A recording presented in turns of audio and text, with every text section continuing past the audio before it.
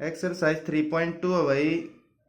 Method रहेगा हमारा substitution method. Pair of linear equation इतनी मिलेंगी, ठीक है ना। जैसे दो इक्वेशन दे रखी, ये फर्स्ट इक्वेशन है और ये है सेकंड इक्वेशन। सब्स्टिट्यूशन का मतलब होता है भाई एक को हटाकर उसकी जगह दूसरी चीज रख देना, ठीक है ना। यानी कि जैसे सब्स्टिट्यूशन का मतलब होता है भाई एक की जगह दूसरे की एंट्री, ठीक है ना। तो किसी भी एक इक्वेशन में से या तो फर्स्ट में से या सेकंड में से एक वैल्यू निकाल लेंगे, या तो एक्स की या वाई की। तो from equation first we get, ठीक है भाई। देखो जो इक्वेशन का जो नंबर होता है भाई उसको हमेशा राउंड करके ब्रैकेट में लिखना है। अगर सिंपल नंबर से अगर मल्टीप्लाई वगैरह करना है तो वो अलग, बगैर राउंड के या बगैर ब्रैकेट के लिखना। थोड़ा सा डिफ्रेंशिएट करना इन चीज़ों को ताकि कंफ्यूजन ना रहे। तो from equation first we get, तो या तो एक्स की वैल्यू निकाल लें या वाई की निकाल लें भाई। X is equal two plus का वाई उधर जाएगा माइनस का 14 माइनस वाई, ठीक है। एक्स की वैल्यू निकाल ली हमने ये, और हमने कौन सी इक्वेशन में से निकाल ली, फर्स्ट में से। जिसमें से निकाल लेंगे वापस उसी में नहीं रखनी है, उसे दूसरी इक्वेशन में रखनी। इसको कहाँ रखेंगे, put in equation second. Second equation में रखेंगे भाई। सेकंड इक्वेशन लिख लेते हैं एक बार। X minus Y is equal to 4। X की जगह क्या रखेंगे, 14 माइनस वाई। ये रखा मैंने केवल x की जगह पे। अब x से आगे क्या है, माइनस, फिर क्या है y इज इक्वल टू 4। 14, ये भी माइनस का y, ये भी माइनस का y, दोनों माइनस के होते हैं तो क्या होगा भाई, जुड़ जाएगा। माइनस का 2y is equal to 4। Minus का 2y उधर चला जाएगा, 4 इधर आ जाएगा, या फिर 14 को उधर ले जाओ, मर्जी आपकी है भाई। तो क्या हो जाएगा ये, माइनस का 2y इज इक्वल टू, पहले 4 था, फिर प्लस का 14 उधर जा गए, माइनस का 14। तो माइनस का 2y is equal to 4 minus 14 कितना हो जाएगा, माइनस का 10। माइनस से माइनस कैंसल, 2 उधर जा गए डिवाइड में। तो y की वैल्यू कितनी आएगी, 5। y की वैल्यू 5 अब कहीं भी रख दो भाई, या तो इस इक्वेशन में रख दो, इसमें रख दो। इसको भी अगर आप थर्ड इक्वेशन बनाना चाहते हो तो थर्ड इक्वेशन बना सको और यहां भी रख सको, ठीक है ना।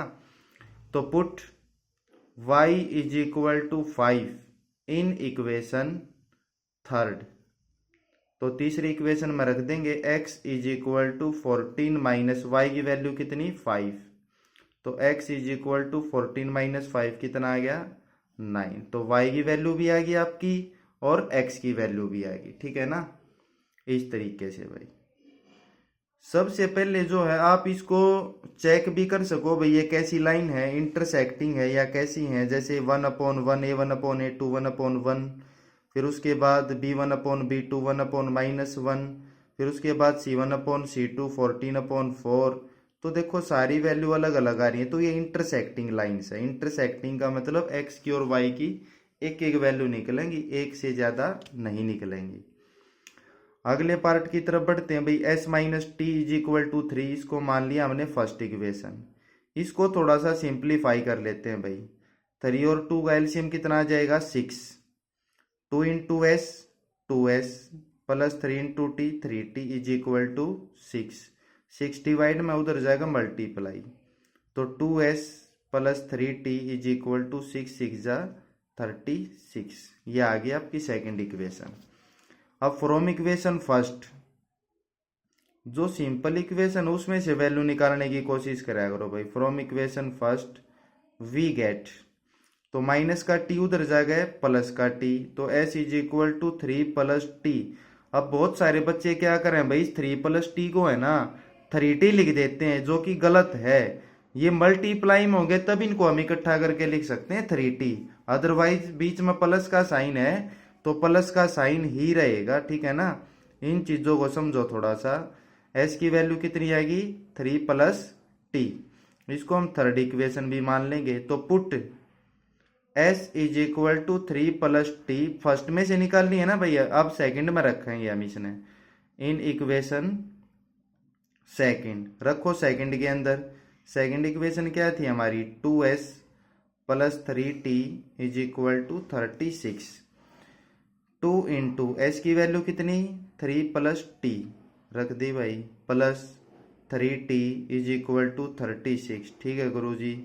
अब 2 की मल्टीप्लाई अंदर करो 2 3 जा 6 प्लस 2 इंटू टी 2t भाई यो 2t वाला 2t नहीं यो 2t है plus 3t is equal to 36 plus का 6 उधर जाएगा माइनस का और 2t प्लस 3t 5t तो 36 minus 6 5t is equal to कितना बचेगा भाई 30। तो 5 से 30 कितने पे कैंसिल 6 पे तो t की वैल्यू कितनी आएगी यहाँ से आपकी 6। तो जो t की वैल्यू 6 आई है वो आप किसी भी इक्वेशन में रख दो जहां तुम्हारा मन करे इसमें रख दो इसमें रख दो या फिर जो ये इक्वेशन बनी इसमें रख दो या थर्ड में रख दो। थर्ड में रखोगे तो आसानी रहेगी। Put t is equal to 6 in equation third equation में रखो भाई। थर्ड इक्वेशन क्या थी हमारी s is equal to 3 plus T की वैल्यू अभी हमने कितनी निकाली 6 तो 3 प्लस 6 s की वैल्यू कितनी आ जाएगी आपकी 9। तो s की वैल्यू 9 आ गई और t की वैल्यू कितनी आ गई 6। ये आपका आंसर हो जाएगा भाई। अगला देखो भाई ये फर्स्ट इक्वेशन दे रखी है आपको ये सेकंड इक्वेशन दे रखी है।